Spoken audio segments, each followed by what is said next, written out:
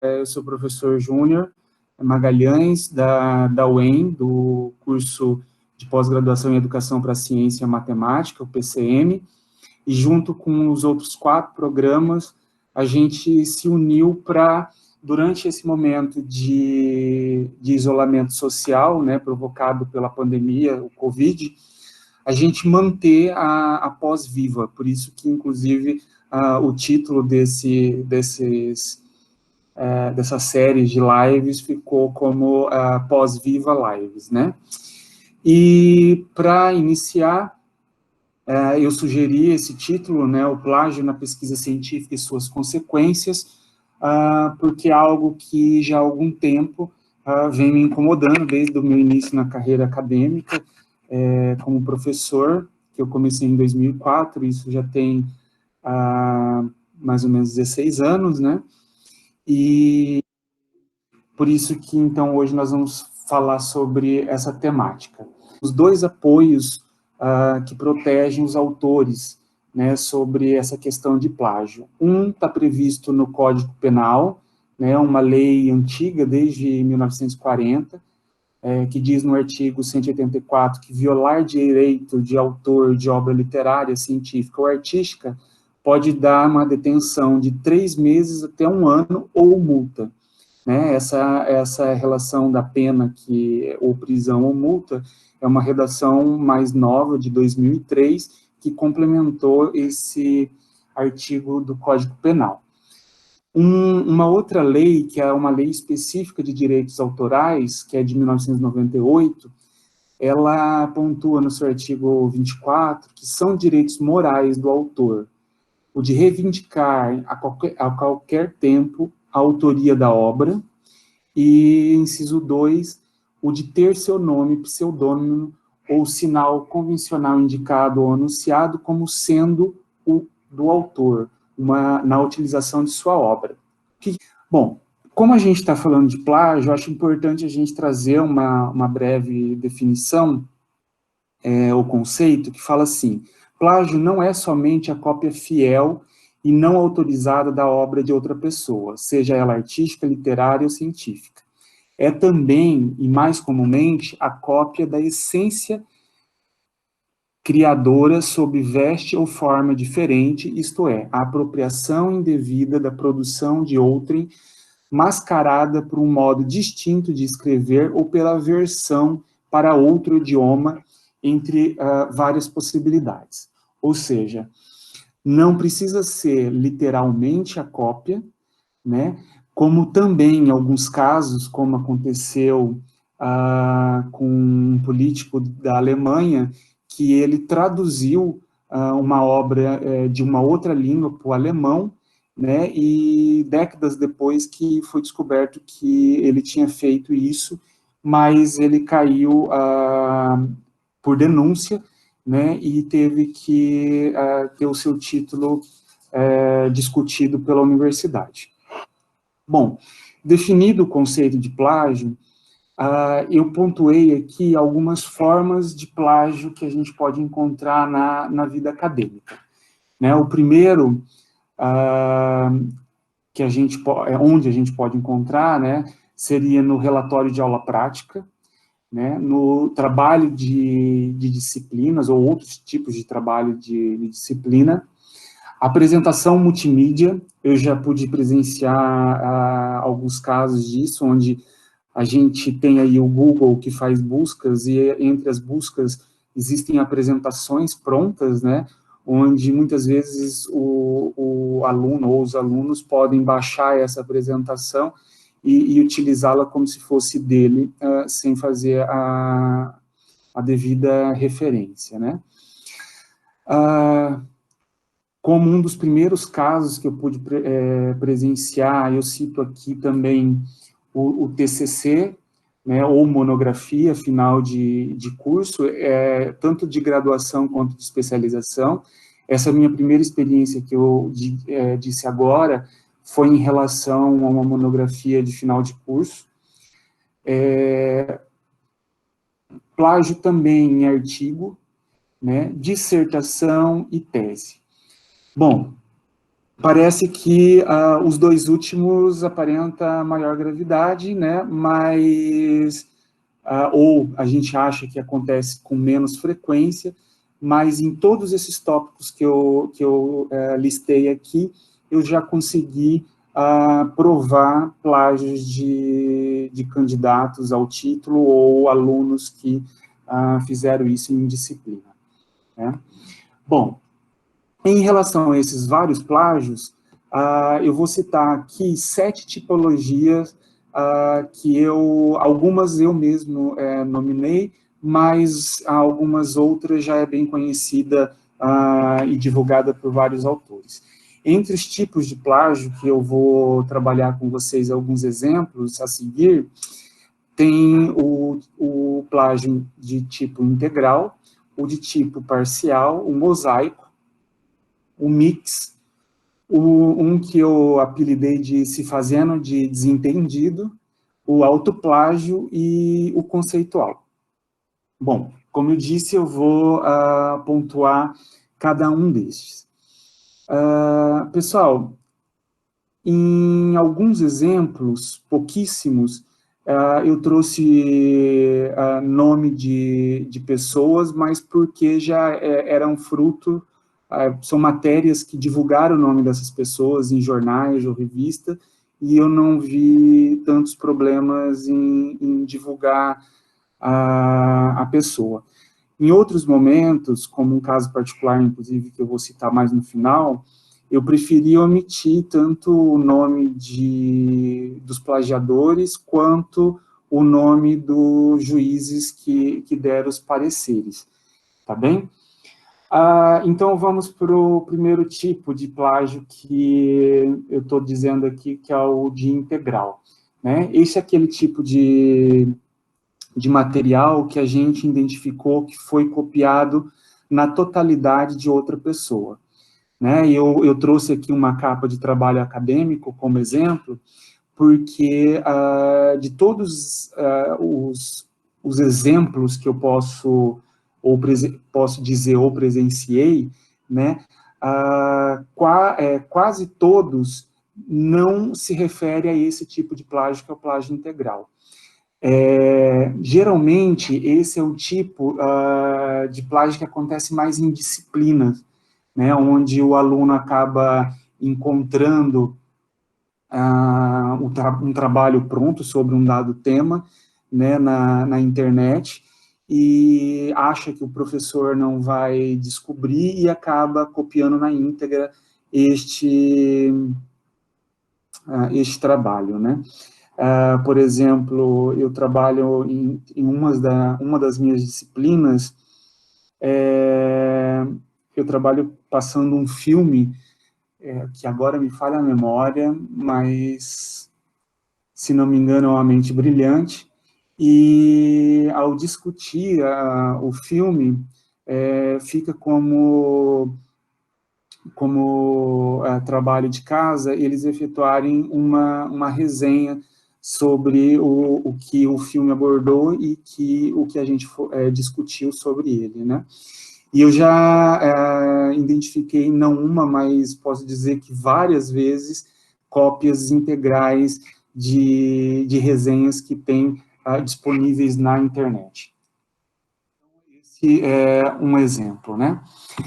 Em relação ao plágio parcial, é o tipo de plágio em que algumas partes de uma dada obra são copiadas e trazidas nesse trabalho do plagiador, né? Aqui eu identifiquei no lado esquerdo da apresentação um trabalho onde ele passou por um programa antiplágio, e esse programa ele identificou toda essa parte colorida como de um outro trabalho, por isso que está um número 1 ali. Esse número 1 é que está na referência 1 que o programa antiplágio me apontou.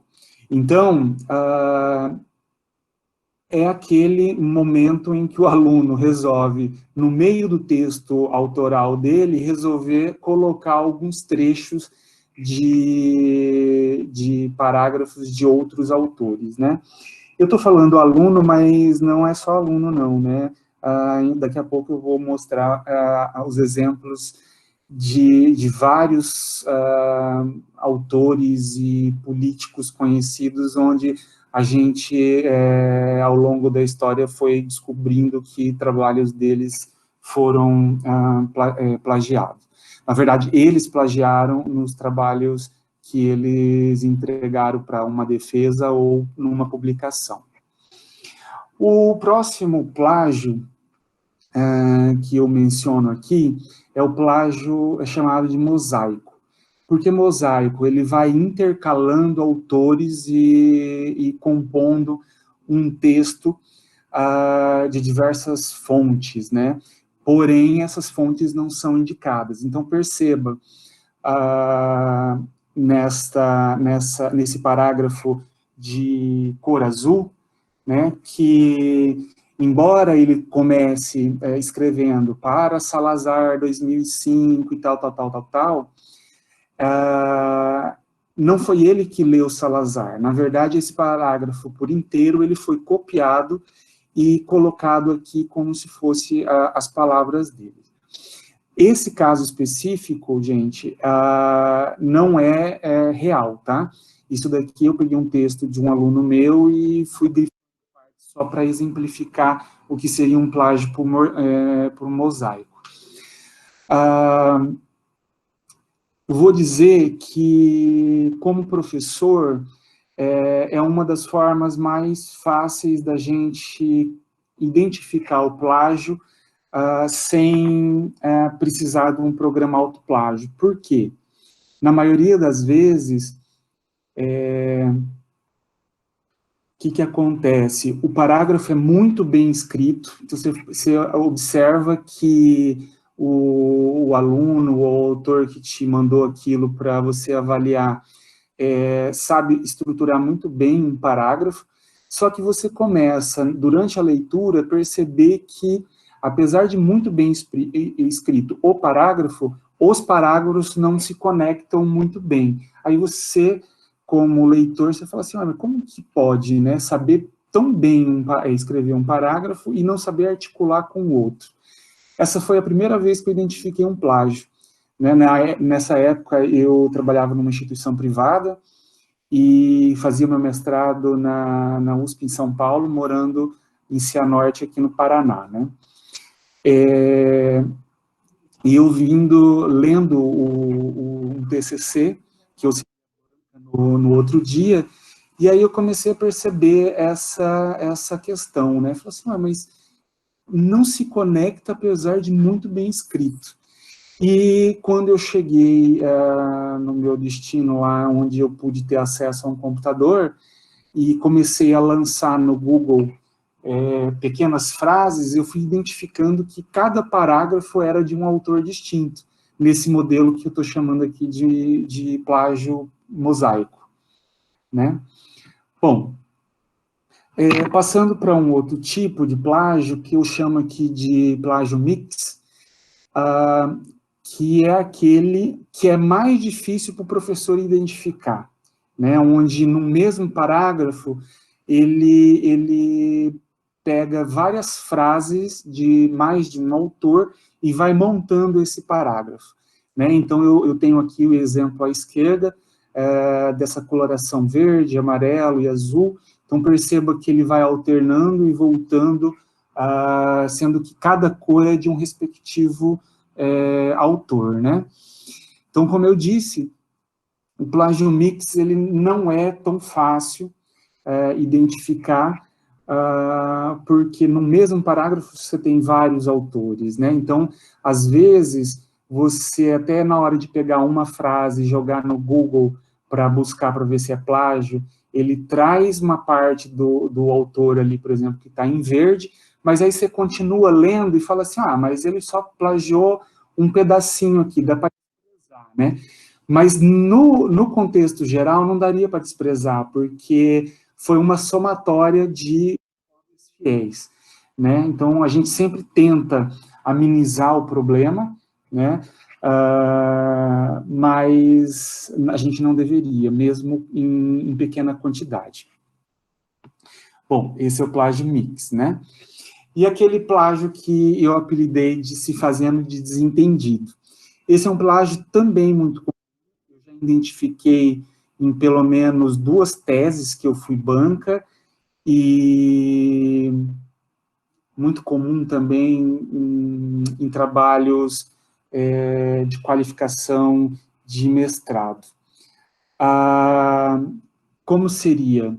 Né? Ele escreve o parágrafo, ele cita o autor, né? Mas ele escreve como se fosse uma forma de escrita dele, ou seja, aquilo que a gente chama de citação indireta, né? Ou seja, você conhece a essência da obra do autor, você escreve com as suas palavras e cita o autor, né? Então, isso é uma citação indireta. No entanto, quando a gente vai verificar a fundo, a gente percebe que não era uma citação indireta. Ele fez a cópia fiel, que é a citação direta, né? E cita o autor no final, né? Aí você pensa, mas é crime, considerando que ele citou o autor? É crime sim. Por quê? Nessa forma, ele está falando que a escrita, na verdade, é dele e não daquele autor. E, na verdade, é do autor. Então, é uma forma incorreta de se fazer e pode gerar, sim, uma implicação jurídica. No entanto, é menos grave do que aquela que você copia na íntegra, né? E não cita de forma nenhuma o autor, né?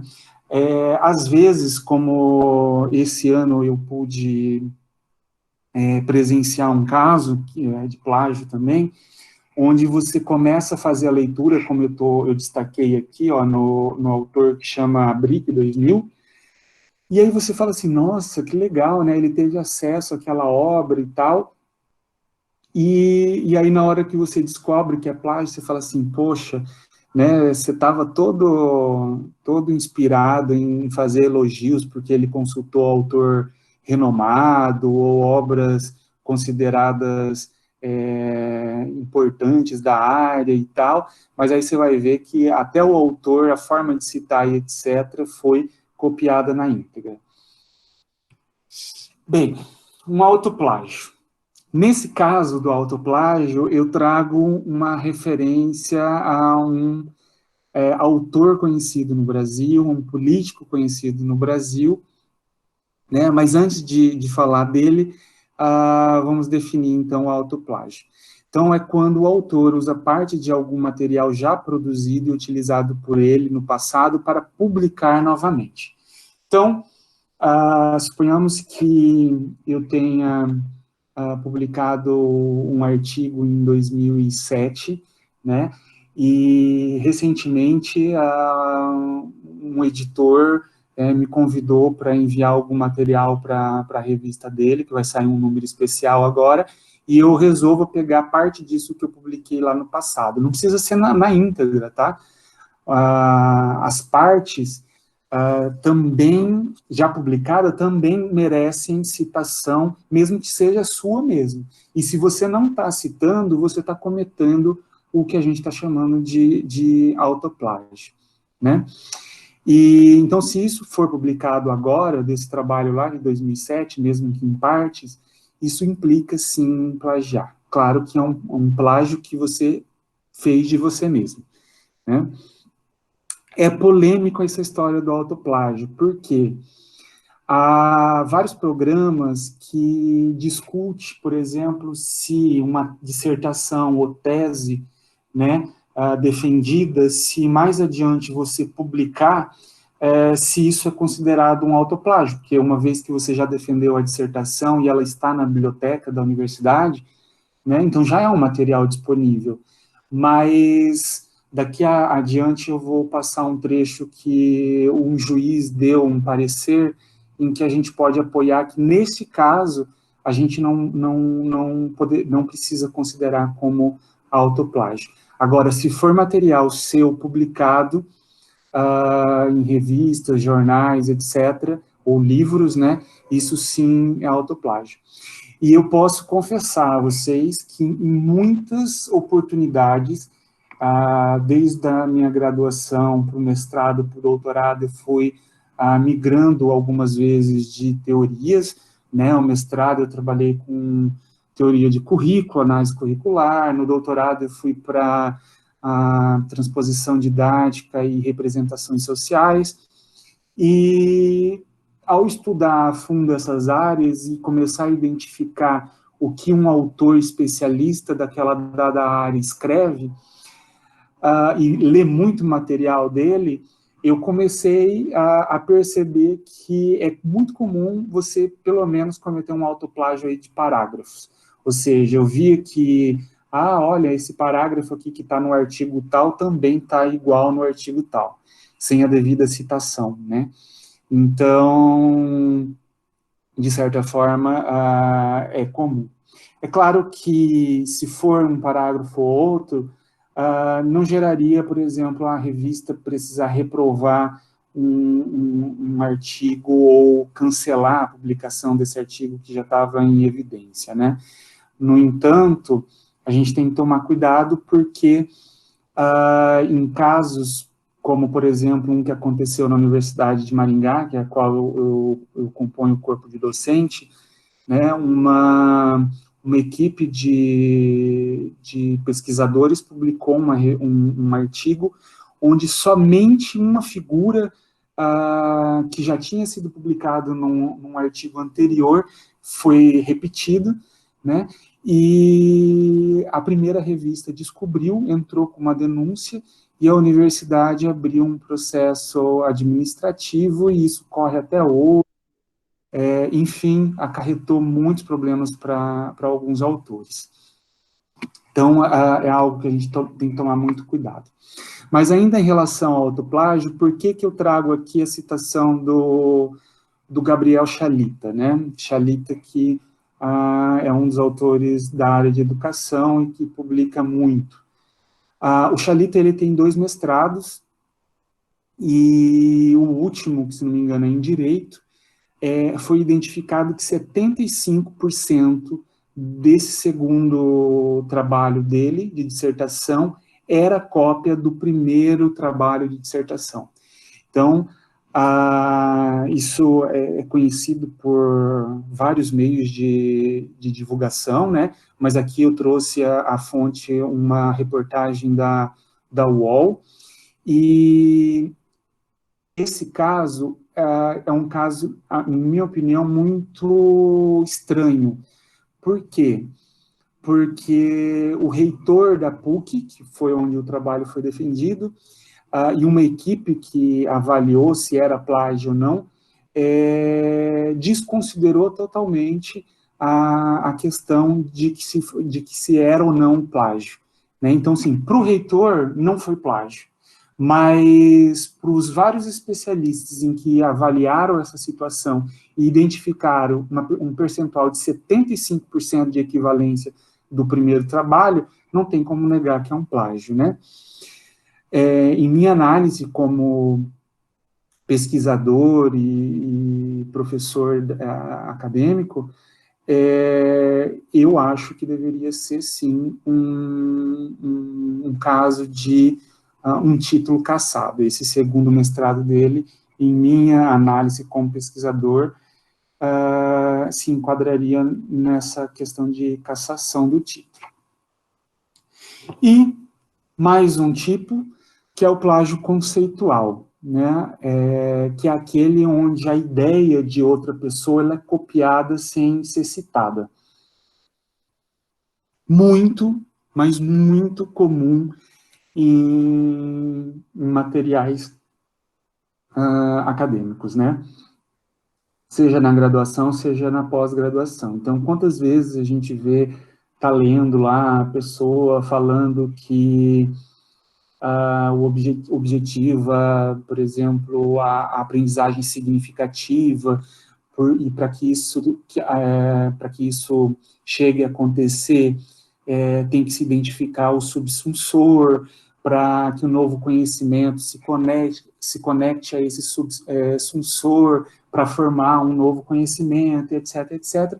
Mas em nenhum momento ele cita os autores que defenderam essa ideia ou essa teoria da aprendizagem significativa, né? O Nova, que o Moreira no Brasil, entre outros. Então, esse é um tipo de plágio conceitual que é muito comum a gente perceber e presenciar. Tanto que nós, orientadores, né, a gente muitas vezes comenta e fala assim, olha, mas esse parágrafo aqui está falando sobre isso e isso, mas não tem citação. De onde você tirou isso, né? Aí a pessoa fica desconcertada e tal. Por quê? É neste momento que a gente está cobrando. Olha, você tem que estar apoiado. Se você está informando algo que não é resultado da sua pesquisa, ou seja, é algo que está embasado em outras pessoas, você tem que citar essa pessoa, né? Você não tirou do nada. Bom, então eu passei por essas 7 tipologias, né, de plágio que eu mencionei aqui, e gostaria de apontar para vocês, muito rapidamente nesse slide, as formas da gente identificar um plágio. No lado direito aqui, eu simbolizei com a mão uma lupa para representar o próprio avaliador do trabalho acadêmico ou o próprio orientador do trabalho, né? Porque muitas vezes, quando a gente vai fazer a leitura, mesmo sem a gente já saber de cabeça, né? Porque a gente não é uma enciclopédia humana, né, que está decorando tudo que a gente lê. Então, a gente não é assim, olha, isso daqui está na página tal do Paulo Freire, por exemplo. Não é bem assim. Mas a gente desconfia, às vezes, por aquela questão que eu falei para vocês, de não haver uma conexão entre os parágrafos, e aí, quando a gente vai investigar, a gente descobre, né? Uma das formas de identificar é, sim, pela leitura que o avaliador está fazendo do trabalho. Mas as formas mais modernas de se identificar isso, e que são muito facilitadoras do processo, é através dos softwares de identificação de plágio, né? Então, hoje a gente tem vários deles disponíveis, seja da forma paga ou de forma gratuita, né? Eu só vou fazer, não é propaganda, mas eu vou citar 2 aqui de forma gratuita, aqui embaixo, um é o CopSpider, né, e o outro Doc versus Web. Ambos são disponíveis na internet, qualquer um pode acessar e passar os seus arquivos. Claro que, por serem gratuitos, por exemplo, a experiência que eu tive com o Doc versus Web, ele te dá um limite diário de caracteres que podem ser analisados, né? Então, por exemplo, se eu quero passar uma tese de um aluno que eu orientei, eu estou orientando, que tem 200 páginas, provavelmente eu vou ter que quebrar o documento em pelo menos uns 3, e fazer em dias diferentes a submissão da análise desses documentos, porque ele não aceita num dia só, porque é uma forma deles vender o produto deles, né? Os outros 2 de cima são programas privados, ambos eu já utilizei. O Turnitin, que a Universidade Estadual de Maringá, ela comprou e disponibilizou para todos os professores da pós-graduação no ano retrasado. Eu achei um programa muito detalhado, eu particularmente sou fã dele. E o Plagios, que é o que eu uso hoje, porque a universidade não renovou o contrato com o Turnitin, e o Turnitin não tem contrato individual. Eu procurei, e só grandes corporações conseguem comprar, acho que por ser um programa caro, né? No Brasil, eu sei que a USP tem, a Federal do Rio de Janeiro tem, a Unicamp, Unesp, talvez, eu não me falha a memória. O Plágios é barato, não vou ficar divulgando valores aqui, mas quanto mais gratuito e mais barato, a gente fica mais desconfiado na qualidade de análise, né? Eu não posso reclamar, mas também não confio em 100%. Então, muitas vezes eu prefiro fazer a minha avaliação lá buscando no Google. Aqui eu tenho um exemplo de uma análise. Essas 4 linhas aqui significam que são 4 artigos que eu fiz avaliação no dia de ontem, né? Então, por que eu estou chamando aqui para o cuidado? Porque percebam que aqui o programa me indicou que quase 40%, quase 30%, quase 60% e 33% de suspeitas. No entanto, esses 4 artigos, que são artigos meus já publicados, já estão publicados, já estão disponíveis na rede. Então, mesmo disponíveis, o programa acusou uma baixa correlação de plágio, né, com exceção desse de 59, mas em minha forma de ver, né, o programa deveria acusar aí 100%, né, e não foi algo que aconteceu. Bom, e a forma mais... não, quer dizer, na verdade, a etapa mais curiosa disso tudo, que é o que acontece quando você plagia um trabalho, né? Quais são as consequências disso? E para discutir essas consequências, eu trouxe alguns exemplos. Então, vamos lá.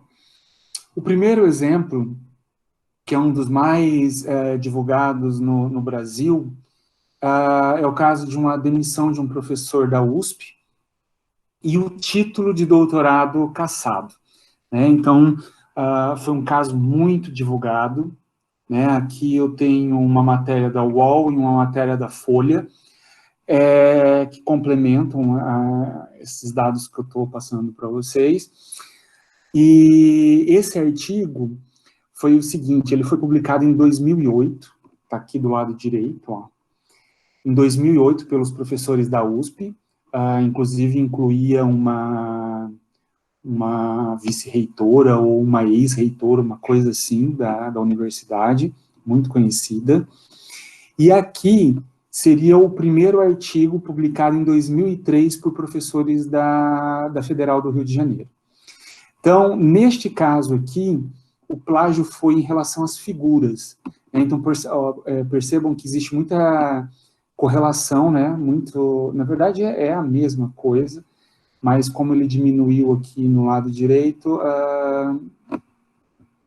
não é tão perceptível em termos de dimensões, mas em aparência na verdade, a mesma foto. Esse é um artigo que pesquisava uma substância extraída da jararaca, né, e o efeito dessa substância no vírus da dengue, né, como que se comportava isso. Envolviam 10 pesquisadores, mas somente 2 foram condenados. Condenado o professor, que era o orientador da tese, e isso acarretou na demissão dele da universidade. E depois a universidade decidiu pela cassação do título de doutora da aluna. Então, era uma aluna que tinha defendido na Faculdade de Ciências Farmacêuticas da USP de Ribeirão Preto. Tá bem? Bom, mais um exemplo. Esse é um exemplo da ministra da Educação alemã, né, a Annette.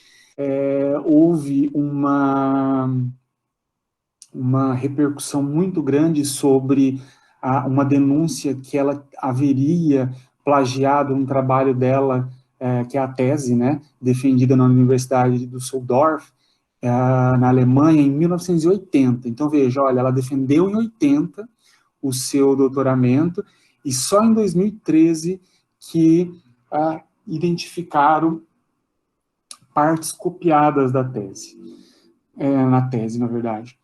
E isso acarretou, né, num pedido de demissão por ela. Este outro caso, também divulgado em 2013, é de um professor espanhol que plagiou o trabalho da aluna. Então, percebam vocês que, em maioria, aqui nas duas salas são alunos, né? Neste caso, o professor é que fez o plágio, né, do trabalho da aluna dele. Ele pegou partes da tese da orientada e publicou em seu livro, né? E qual foi o resultado disso? Ele foi condenado a indenizar a aluna em 5 mil euros, então foi o valor estipulado pelo não sei agora se é juíza ou se é juiz, mas enfim, a corte da Espanha decidiu por isso. E a Universidade de Múrcia, que é a universidade que ele era empregado, decidiu por demiti-lo, né? Bom, mais um caso aqui, a gente tem mais um político alemão. Eu tinha até outros exemplos de casos alemães, mas eu trouxe, se não me engano, só 2. Nesse caso desse deputado, foram identificados 500 trechos copiados em sua tese de doutorado, né, e a tese correspondia em 63% de probabilidade de plágio, né, que é algo muito significativo, né. Eu não sei qual foi o resultado da penalização dele, mas foi aberto um processo para ele responder sobre essa situação. Bom, e aqui eu tenho um caso curioso, que é da Universidade Federal do Paraná, e neste caso da Universidade Federal do Paraná, é algo que na academia, principalmente na pós-graduação, a gente discute muito se o orientador, ele também é coautor do trabalho, né? E ao longo dos próximos slides eu vou tentar melhorar isso no sentido de entender se ele é ou não um coautor do trabalho. Mas o que aconteceu nesse caso? O orientador, ele pegou um trabalho da aluna, partes do trabalho da aluna, e enviou para um congresso que foi na África do Sul, né, um congresso internacional. Além dele ter feito isso, aconteceu do trabalho ter um dado valor e o trabalho foi premiado. Ele recebeu $500 de premiação nesse evento, né? Mas não foi apenas uma cópia como o professor espanhol fez, né? Aquele caso que eu mostrei do professor espanhol, ele pegou partes da tese da aluna e publicou no livro dele como se fosse dele. Nesse caso aqui, o orientador enviou com o nome também da aluna, né? Qual foi o resultado disso? Então, como é um processo envolvendo uma instituição federal, também é uma corte federal que acaba fazendo o julgamento, né? Então, a juíza de primeira instância de nível federal sentenciou o orientador e a UFPR em R$30 mil de danos morais para a aluna de mestrado né, que foi plagiada. E, além disso, o orientador foi condenado a devolver ou repassar o valor de $500 para a orientada. Então, além dos 50 mil, também os $500. Né? Neste caso específico, foi uma sentença de primeira instância, em que tanto a universidade quanto o orientador recorreram e foi para o TRF da 4ª região, né? E no TRF surgiram alguns argumentos que eu achei interessante tanto que eu trago aqui com mais texto para ler para vocês, mas porque eu achei muito relevante. Então, me acompanhe nessa fala do juiz. A publicação conjunta de trabalhos científicos contendo os nomes do professor orientador e dos seus orientandos não configura plágio para os fins de caracterização de responsabilidade civil. O orientador é coparticipante da atividade de pesquisa, não se configurando ilícita ou antiética a conduta consistente em publicar resumos em revistas especializadas ou eventos científicos, desde que se faça constar o nome de todos os pesquisadores participantes. Eu, particularmente, eu fiquei muito satisfeito com essa argumentação do juiz. Também não sei se é juiz ou juiz aqui no caso, mas enfim. Por quê? Porque muitas vezes a gente disponibiliza dados do nosso laboratório de pesquisa ou do nosso grupo de pesquisa para um aluno desenvolver o mestrado dele ou o doutorado dele, mas quando ele termina e conclui, ele toma outros destinos na vida e acaba abandonando o trabalho. E muitas vezes esses dados foram financiados por órgãos de fomento, né, e é até antiético a gente manter esses dados engavetados. Então, eu, como pesquisador e orientador, quando o aluno não manda para publicação, eu assumo a responsabilidade e envio, né, mas sempre com esse medo de um dia ser acusado, né, embora eu o fizesse colocando o nome do aluno. Inclusive, coloco o nome do aluno em primeira autoria, embora nessa sentença aqui do TRF, o juiz fala que não existe uma norma em ordem de autores, né? Então, se foi em primeiro, se foi em último, do meio, etc., isso não se julga porque não é normatizado. Bom, ainda em relação a esse TRF, ele fala o seguinte: publicar a dissertação, na verdade eu que transformei em pergunta aqui, publicar a dissertação ou tese pode se enquadrar como autoplágio, né? E aí, por quê? Porque a aluna, além de acusar o professor de plagiar o trabalho dela, né, deu uma conotação de que se saiu no Congresso, foi plágio porque faz parte da dissertação, e a dissertação já tinha sido defendida e está na universidade depositada, né? Mas aí o juiz relatou assim na página 213: não há que confundir-se a apresentação de dissertação de mestrado com a publicação de artigos em revistas especializadas ou em congresso para fins de divulgação. Então, não só por esse parágrafo, mas pelo contexto dos demais parágrafos que o juiz deu como parecer, ficou evidente de que, então, publicar algo da dissertação e da tese no futuro não é um problema de plágio, né? Porque, afinal das contas, é função da academia divulgar aquilo que a gente faz de pesquisa dentro da universidade. E os meios de divulgação são, sim, as revistas, os congressos, os livros, né? Desde que dê autoria aos responsáveis, né? Ou seja, coloque o nome dos responsáveis daquela situação.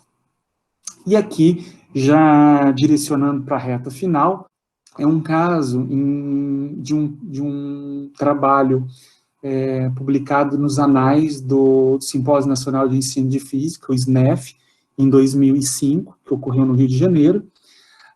Eu enviei esse trabalho coautoria com o meu orientador de mestrado, né? E, enfim, saiu nos anais e desde então é muito acessado, inclusive é um dos trabalhos meus mais citados na internet, etc. Bom, o que Esse trabalho, ele foi plagiado anos depois, né? E aqui existe esses 32% de índice de semelhança, foi que um programa que eu usava de antiplágio deu de correspondência entre o meu trabalho publicado nesses anais com o artigo publicado por algumas autoras, né? Neste momento, eu entrei em contato com a minha advogada, que é a Adriele Costa, né? Até eu coloquei aqui o símbolo do escritório de advocacia dela, porque, inclusive, eu a convidei para estar presente hoje aqui. Ela está em uma das salas, porque dependendo do tipo de pergunta que surgir, ela me ajuda na resposta jurídica, né? E assim a gente empreitou a ação. Então, veja aqui, ao lado esquerdo é o trabalho, o meu trabalho, né, como meu orientador publicado no IMPEC, em 2005, e no lado direito, o trabalho publicado pelas autoras. Então, eu preferi não suprimir o nome dos autores, tá bem? Mais uma vez falando, porque eu não quis evidenciá-las. Então, existe muita correlação, toda essa parte em destaque vermelho é de correspondência, né? Eu chamo atenção para alguns pequenos trechos que foram alterados. Por exemplo, do lado esquerdo aqui, eu tinha colocado, segundo o Kaziushik, optei por não colocar o ano, porque aqui no final do parágrafo eu coloquei opt-cite, que significa que foi citado acima, né? E quando elas fizeram o plágio, elas preferiram simplificar e, ao invés de colocar o opt-cite lá no final, colocaram já o ano ali novamente, né, mesmo estando lá acima. E uma outra situação aqui que como aqui nesse trecho do meu artigo, eu fiz uma citação direta, entre aspas, né, por obrigação ou por normas da ABNT, a gente tem que colocar a página. Elas tiraram a página e publicaram a mesma citação direta, no entanto, sem a página. Então, identificando que, além de copiar, ainda fizeram errado, né? Só quis destacar isso porque até hoje dá uma certa raiva de relembrar esse episódio. Bom, resultados na justiça, né? Por incrível que pareça, mesmo tamanha evidência, um programa, um software identificando os 30 e poucos % de correlação, eu perdi em primeira instância, né? Mas como era algo que me provocou uma certa indignação tamanha, eu preferi investir em gastos e recorrer em segunda instância, e assim a minha advogada, Adriele Costa, fez, e eu ganhei em segunda instância. E aí eu trouxe alguns trechos do juiz, na verdade, nesse caso foi uma juíza, que ela disse assim: o início do prazo prescricional se dá na data de conhecimento do ilícito. Por quê? Porque as autoras disseram que o meu trabalho era de 2005, e os trabalhos delas, no caso, foi publicado em 2011, mas a ação só entrou em 2018. Então, de 2011 até 2018, elas pediram que já estava prescrito, né? No entanto, a juíza considerou isso, bem porque na lei de autoplágio diz que não existe um prazo de prescrição, né? Neste caso, a partir da data do conhecimento ilícito.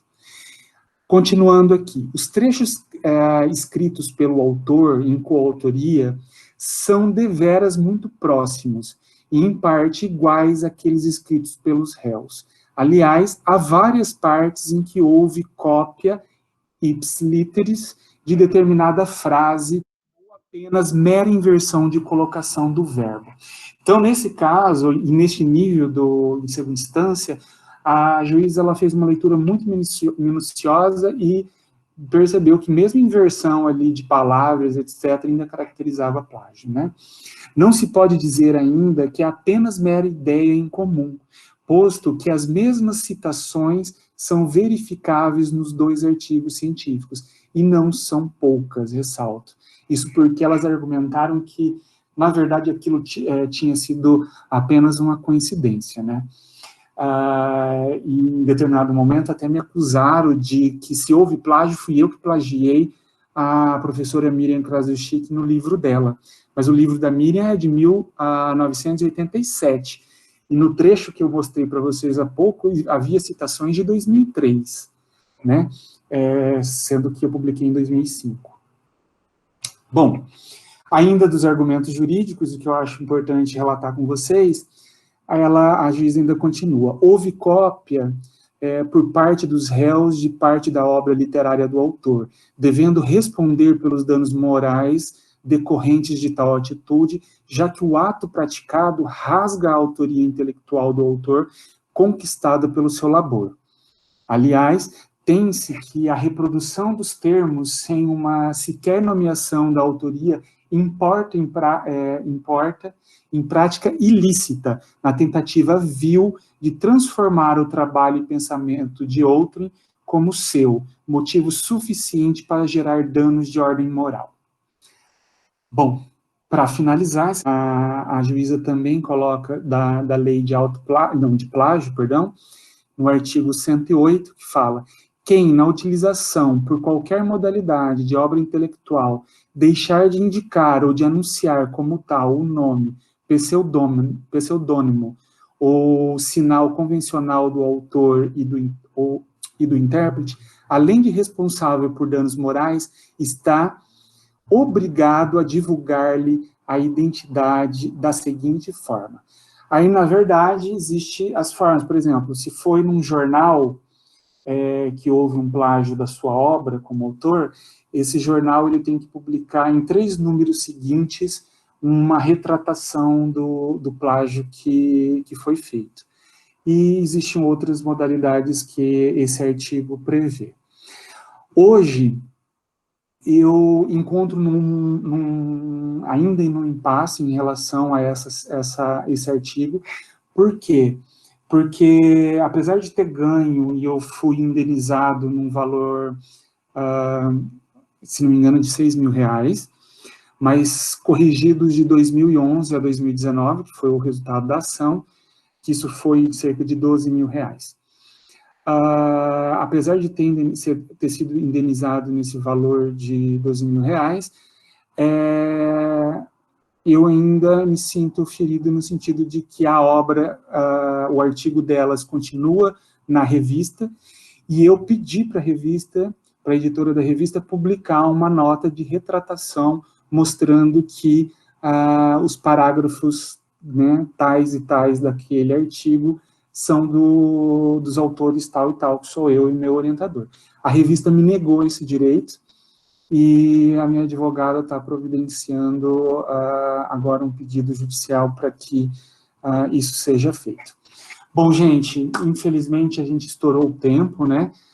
Eu agradeço muito. Caso alguém queira entrar em contato comigo, meu e-mail está aí, juniormagalhães@hotmail.com. Lembrando que aqui eu estou representando o PCM, né, que é o Programa de Educação para a Ciência e Matemática, nível de mestrado e doutorado da UEM, e o meu grupo de pesquisa, que chama Cienciar.